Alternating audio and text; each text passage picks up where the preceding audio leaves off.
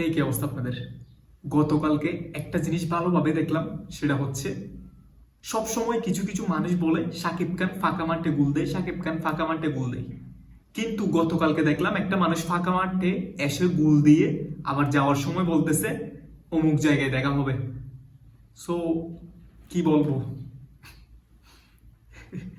Really sorry, আমি হাসতেছি, সেজন্য আপনারা মাইন্ড করবেন না, কিছু বলার নাই। সো জন্মদিন যেহেতু, কষ্ট না পাওয়ার জন্য আমি শুভ জন্মদিন উইশ করে দিলাম।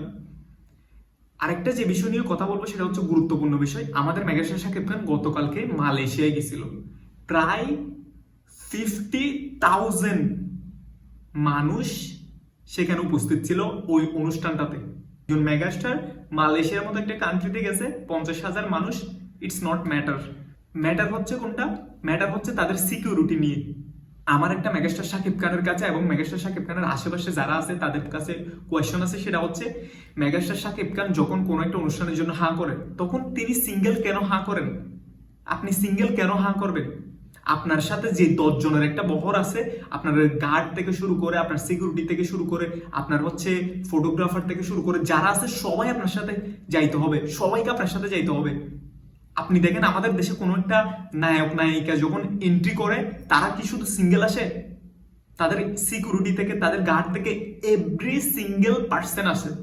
লিওনাল মেসির একজন সিকিউরিটি আছে, বর্তমানে আমেরিকায় যাওয়ার পর তাকে একজন সিকিউরিটি দিছে মোটা করে। আপনারা অবশ্যই সেই সিকিউরিটিকে ইতিমধ্যে সবাই চেনেন। লিওনাল মেসি যেখানে যায়, আই হোপ ওয়াশরুমে গেলে তো হয়তো যায় না, লিওনাল মেসি যেখানে যায় সেখানে ওই সিকিউরিটি থাকে, ওই সিকিউরিটি থাকে। সো আপনি এখন হচ্ছে মেগাস্টার, আপনি এখন হচ্ছে গ্লোবাল স্টার। আমরা চাই না যে অতীতে বাংলা ইন্ডাস্ট্রির যে স্টোরিগুলো আছে এই স্টোরির মতো আপনাকে শেষ করে দেওয়া হোক, আমরা এটা চাই না। আর আমাদের মেগাস্টারের আশেপাশে যারা থাকেন তারা কি করেন আপনারা দেখেন না? আমাদের মেগাস্টার যে সিঙ্গেল মালয়েশিয়া যাচ্ছে, আপনাদের যদি এরকমও যদি সিকিউরিটির অভাব হয়, যদি এরকমও যদি আপনারা না পারেন, তাহলে আমরা যারা হচ্ছে ঢাকার মধ্যে রাস্তাঘাটে ঘুরতেছি, রাস্তাঘাটে দৌড়াদৌড়ি করতেছি, মুভির প্রমোশন করতেছি, তাদেরকে বলেন আমরা যাবো ওইখানে সিকিউরিটি দেওয়ার জন্য নিঃস্বার্থভাবে। আর স্টেজের মধ্যে আমাদের মেগাস্টার শাকিব খানকে কাকে ইনভাইট করার জন্য দিয়েছেন আপনারা? বাবনা আপুকে? কি বলবো, দিস ইজ নাথিং, নাথিং, কিচ্ছু বলার নাই।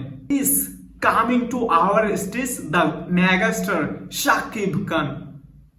সো কিভাবে কথাটা বলতে হয়, কিভাবে স্টেজ ইনভাইট করতে হয় একজন শাকিব খানকে, একজন গ্লোবাল স্টারকে, শিখেন। এসকে মুভিসের থেকে শিখেন কিভাবে একজন স্টারকে, একজন মেগা স্টারকে, কিভাবে একজন গ্লোবাল স্টারকে স্টেজে ইনভাইট করতে হয়। আই হোপ আপনারা যারা আছেন তারা খুবই তাড়াতাড়ি অবশ্যই এই ব্যাপারগুলো নিয়ে কি করবেন, এই ব্যাপারগুলো নিয়ে চিন্তা ভাবনা করবেন। বিকজ আমাদের ইন্ডাস্ট্রিতে অতীতে এমন অনেক হরেবল ব্যাড স্টোরি আছে। বিকজ আমাদের ইন্ডাস্ট্রির মানুষগুলো এরকম, কেউ একটু উপরে উঠলে তাকে একদম দুনিয়া থেকে কি, বাকিটা আপনারা বুঝে নেবেন।